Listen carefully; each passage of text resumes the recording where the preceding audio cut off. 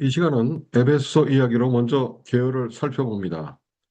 에베소의 역사는 기원전 11세기경 그리스 북부 산악지대에 살던 도리아인이 철기 문명을 없애어 남하하자 미케네 문명의 주역이었던 이오니아인들이 에게를 건너 소아시아 연안으로 이동하면서 시작되었습니다.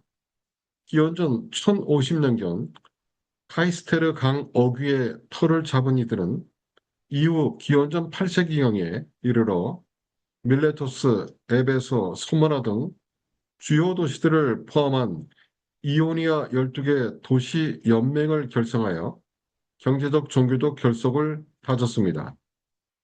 이 과정에서 이오니아인들은 본토의 전통적인 신화에 안주하지 않고 동방의 풍요로운 자원과 지식을 적극적으로 수용하며 자유로운 철학적 사고를 발전시켰습니다. 특히 연맹을 주도했던 밀레토스에서 인류 최초의 철학인 밀레토스 학파가 탄생했듯이 에베소 또한 만물은 끊임없이 변화한다는 역동적인 철학 사상을 꽃피우며 도시 곳곳에 개방적이고 비판적인 학문적 토양을 심어놓았습니다.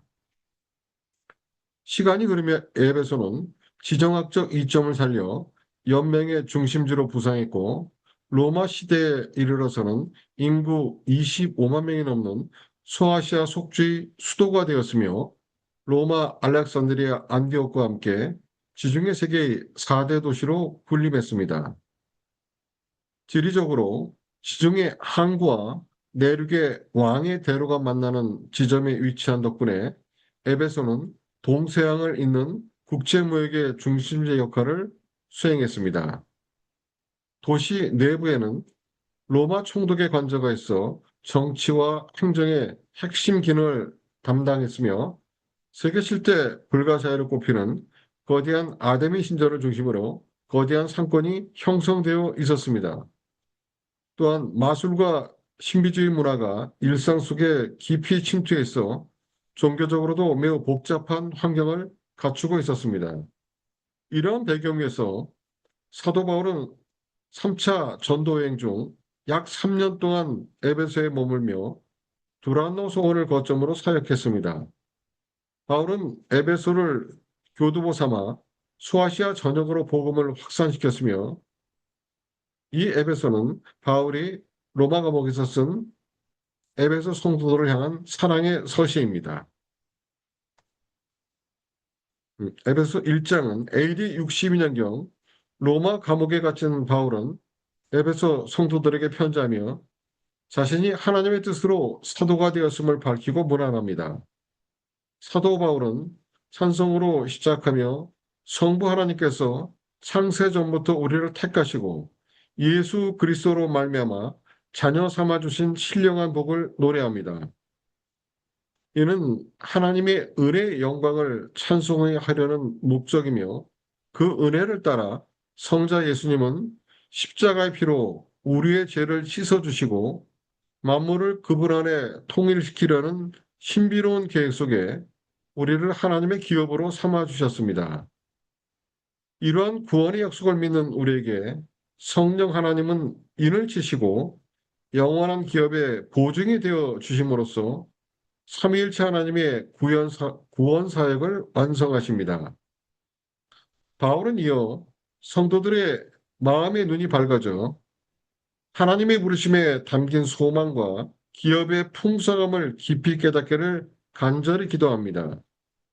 그는 특히 그리스도를 죽음에서 살려 하늘 보좌 우편에 앉히시고 만물을 그 발 아래 복종하게 하신 하나님의 초자연적인 능력이 오늘날 믿는 우리에게도 동일하게 역사하고 있음을 강조합니다.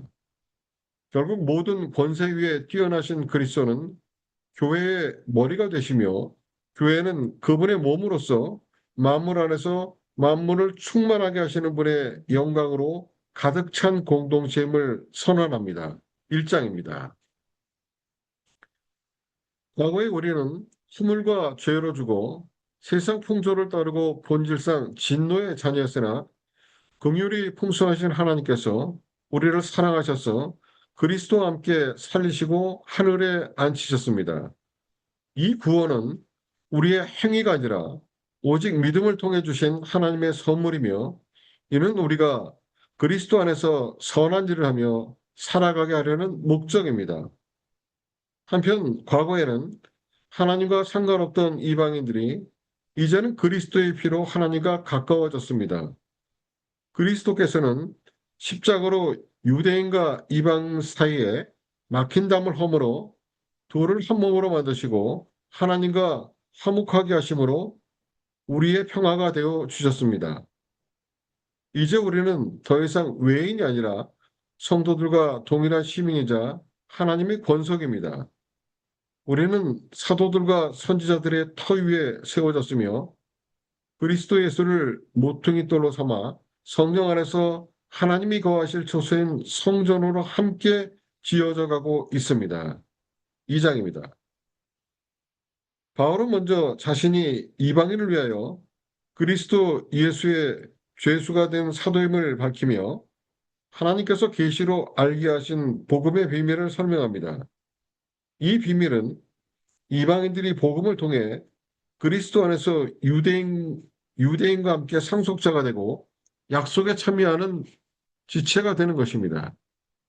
바울은 이 은혜의 복음을 전하기 위해 하나님의 능력이 역사하는 대로 일꾼이 되었으며, 모든 성도 중에 지극히 작은 자보다 더 작은 자신에게 이 직분을 주신 것은 그리스도의 풍성함을 이방인에게 전하고 만물 속에 감추어졌던 하나님의 경륜이 무엇인지 드러내기 위함이라고 고백합니다. 이어서 바울은 에베소 성도들이 낙심하지 않기를 바라며 무릎을 꿇고 간절히 기도를 올립니다. 바울은 하나님께서 성령으로 말미암아 성도들의 속사람을 능력으로 강건하게 하시고 믿음으로 그리스도께서 그들 마음에 계시기를 간구합니다. 또한 성도들이 사랑 가운데 뿌리가 박히고 터가 굳어져서 지식을 초월하는 그리스도의 사랑이 너비와 길이와 높이와 깊이가 어떠함을 깨닫고 하나님의 모든 충만하신 것으로 가득하게 되기를 소망합니다.